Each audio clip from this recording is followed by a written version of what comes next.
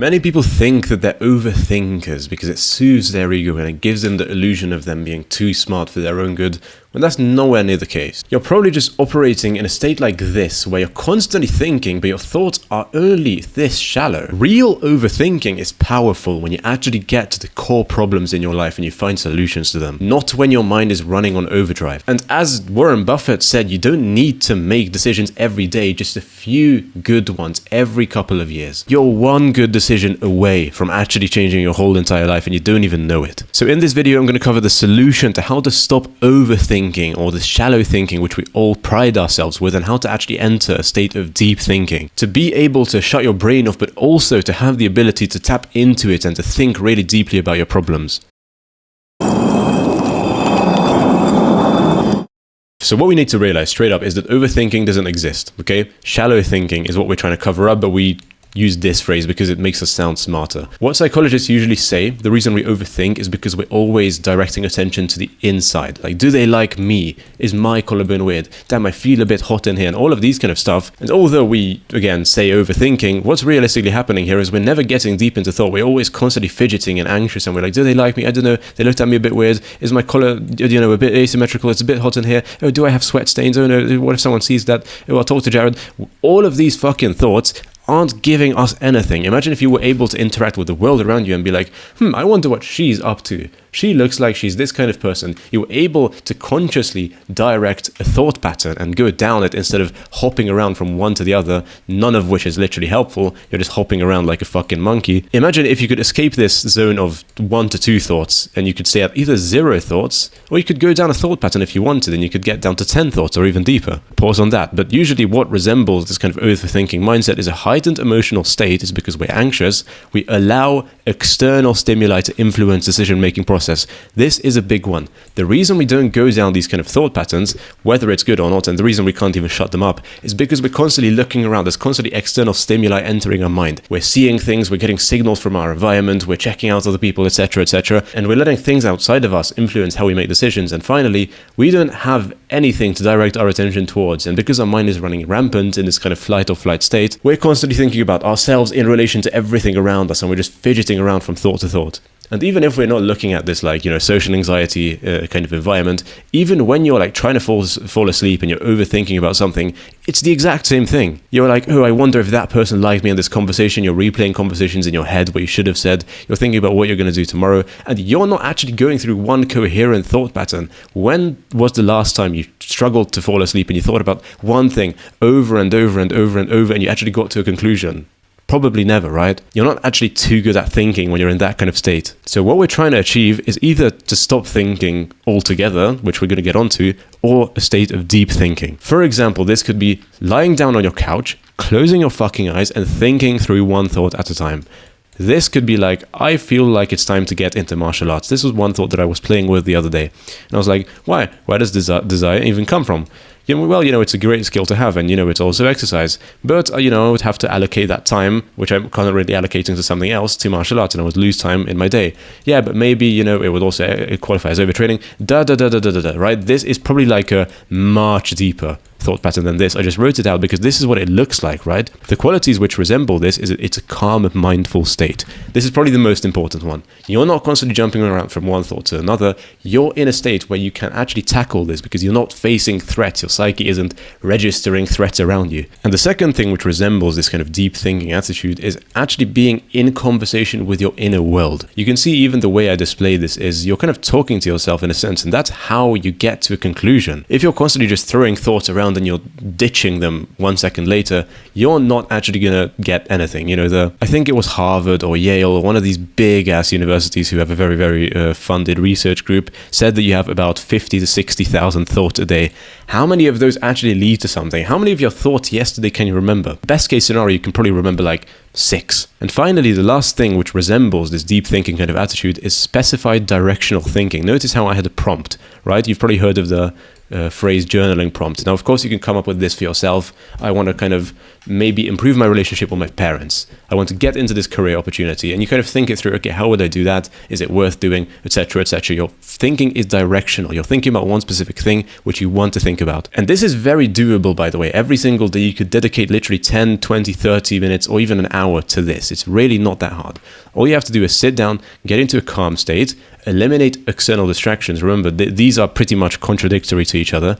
Eliminate distractions, get to a lower emotional state, a calm, mindful state, and finally specify something to think about. And even if you don't do this third one, that's still kind of fine. Usually it's best if you actually specify this for yourself, but you can also just let your mind wander. That's totally fine as well. This is actually how you're going to get to realizations in your life and how you're going to get to real world solutions which you can implement into your life. Because thinking and learning, believe it or not, although everyone likes to, jump on the bandwagon of action, is really important. Of course, putting it into action is very important, but if you're putting shit into action, it's not going to work, is it? So sometimes sitting down to think is really useful. The reason you're not actually coming to good solutions is because you're thinking like this. You're thinking, jumping from one thought to the other and never actually fully fleshing out a thought and letting your mind, bounce around on that one thing. And you can notice how I said the word realization, because realization is much more important than the information solely which you have in your brain. For example, there's probably a bunch of things which you know to be true, but you still don't do, like a bunch of habits which you could be implementing right now into your life,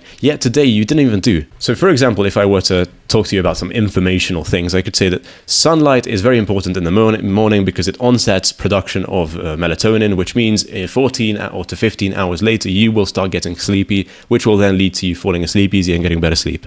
That's a fact. That's like information. That's like a biological fact that a lot of research journals have come up with. And yeah, it's just something that we know to be true. Or the same thing with like caffeine, adenosine onset, waiting 90 minutes, the whole Huberman thing. Now, the realization is very different to the information. And what I mean by realization is actually putting this into effect and making it make sense, because the information itself, it's cool, but what can we do with it realistically? So for example, I have problems in my life, and the problems are very different than the symptoms. So if you see a flower in your garden and it's, getting very dry, and this is, the flower, I hope that's going to be a beautiful drawing, you could be like, oh damn, the flower's getting dry, and just because you see this as the problem, because that's the thing that's getting dry, you might do whatever with it. But, just because you've got a tiny bit of understanding, you might sense that the root of it isn't getting any water, and that's the problem. So although I see the problem here and the symptom is here, the problem is actually underground, and I need to water the flower for it to actually grow. In a funny way, a lot of times in life, our symptoms and the problems are very, very separated. And the reason I highlight realizations here is because we have very different problems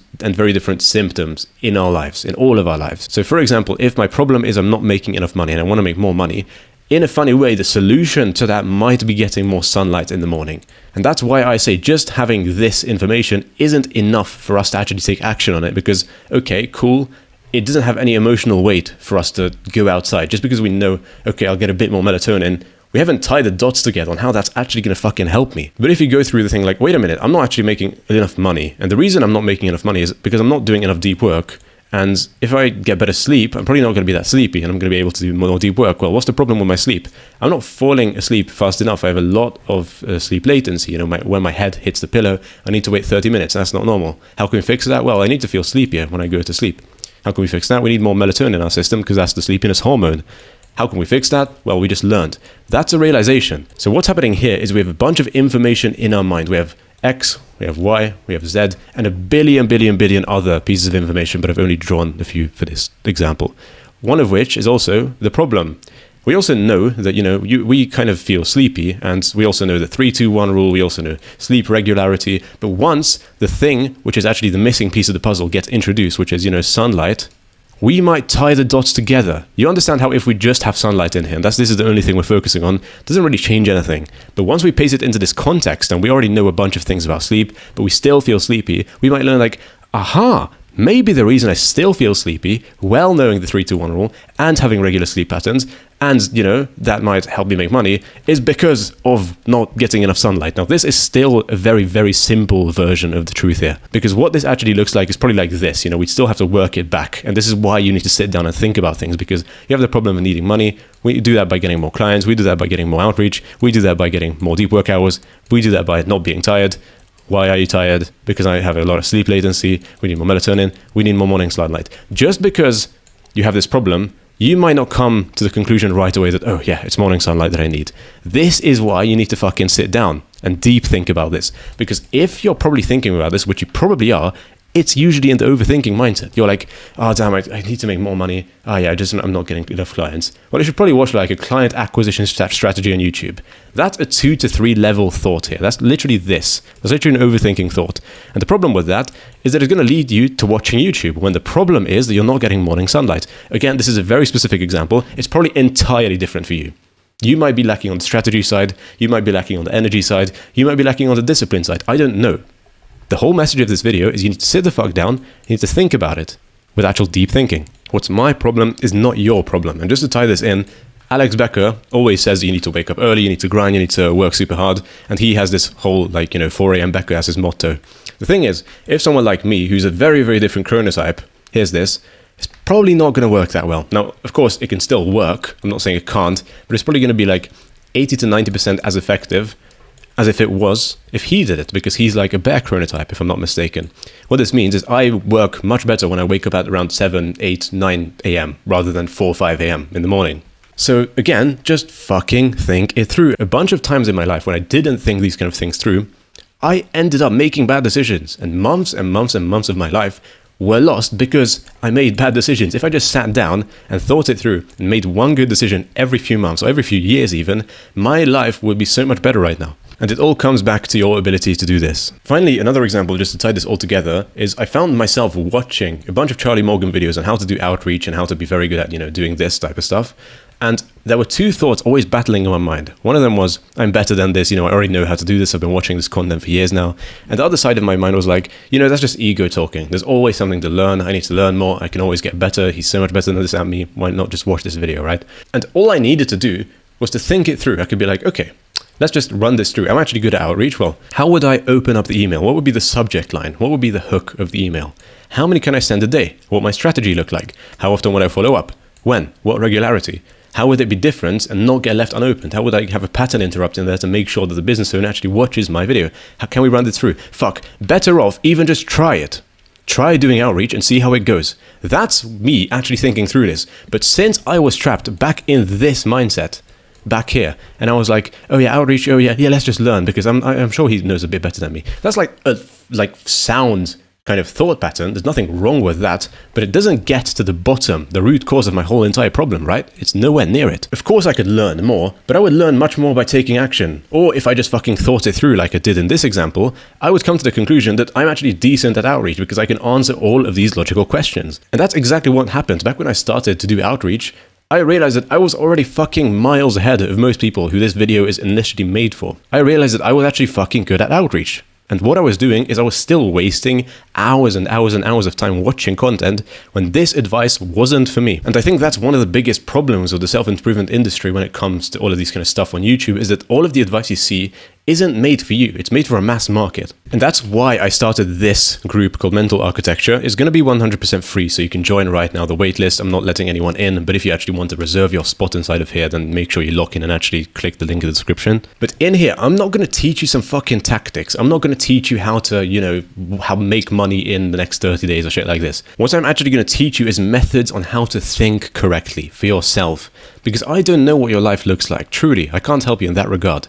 But what I can do is help you with fucking months make better decisions, because I can understand the thought processes behind making better decisions. But if you want to, install better software into your mind, which runs much smoother, quicker, and healthier to make better decisions and achieve success much faster, then maybe you should consider joining. So finally, what I want to leave you with, the message of this whole entire video, is just sit the fuck down. If you can sit down 30 minutes a day, you'll win.